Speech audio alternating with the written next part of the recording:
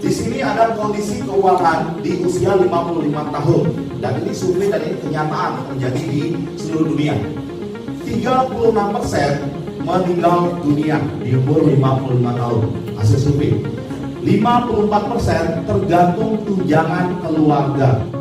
Hanya 5% masih bekerja. Ketika umur 55 tahun terpaksa harus bekerja karena apa? Mungkin kebutuhan, terpaksa harus memenuhi kebutuhan hidup keluarga. 4% mereka pensiun. Mungkin sudah berkecukupan, sudah punya dana pensiun, tidak perlu bekerja lagi. Nah, mungkin seperti itu ya. Dan hanya 1% kaya raya. Ini kenyataan yang terjadi. Dari 100% hanya 1% yang kaya, dan sisanya ada yang pensiun, ada yang masih bekerja, ada yang bergantung pada tunjangan keluarga, dan ada yang meninggal dunia. Nah, Bapak Ibu kira-kira mau pilih yang mana? Bagian dari 1% atau 36%? 1% ya.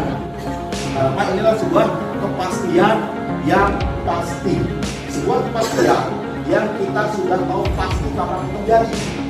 Ya, yaitu pensiun sekalian. Ketika umur 55 tahun, Anda pasti pensiun.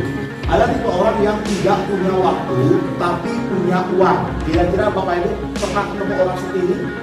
Sibuk terus ya, tidak pernah punya waktu untuk keluarga, jarang pulang, tapi uangnya banyak. Ada nggak?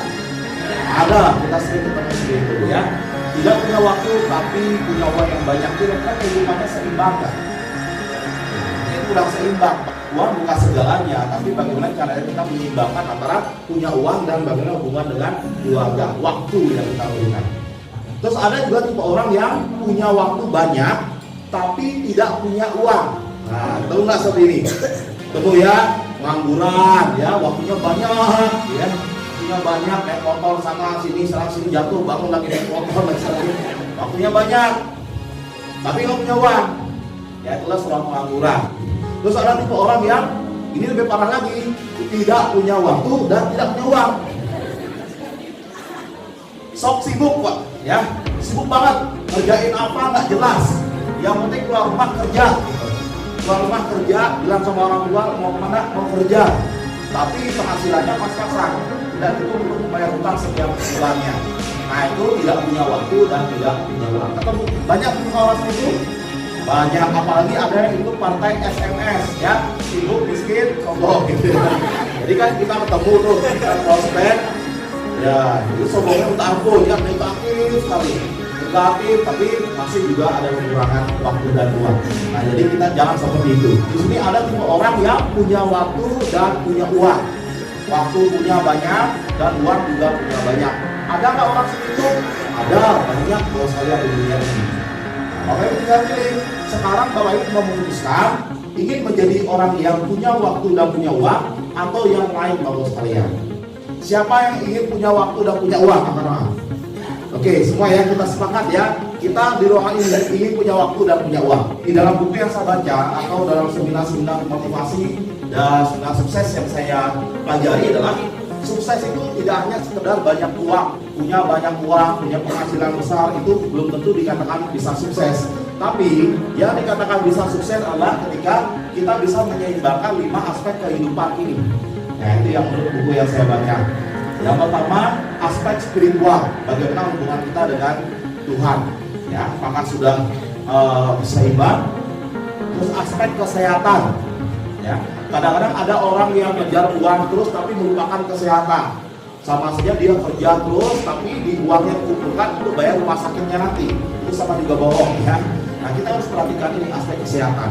Aspek keluarga, jangan sampai kita melupakan keluarga karena terlalu sibuk buat saya.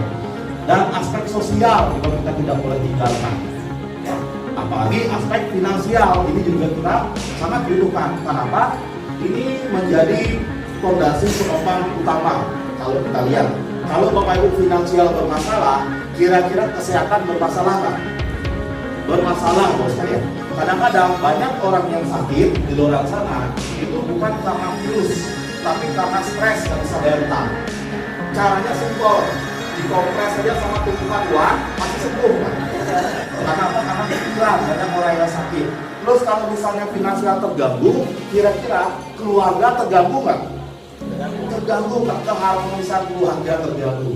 Ya, mulai terjadi posisi tegang antara suami istri karena mungkin tidak ada uang dapur segala macam. Nah di sana, ya kenapa? Karena salah satu penyebabnya adalah masalah finansial, sosial. Ya, sosial juga akan terganggu ketika kita terjadi masalah finansial. Bagaimana caranya supaya kelima aspek ini bisa seimbang? Caranya adalah Bapak Ibu harus bebas uang dan bebas waktu. Nah, sekarang bagaimana caranya supaya Bapak Ibu bebas uang, bebas waktu? Bapak Ibu harus memiliki aset. Ada 4 cara. Yang pertama, menjadi karyawan atau employee di sebuah perusahaan negeri atau swasta. Ya, yang gajinya diatur dan waktu kerjanya juga diatur.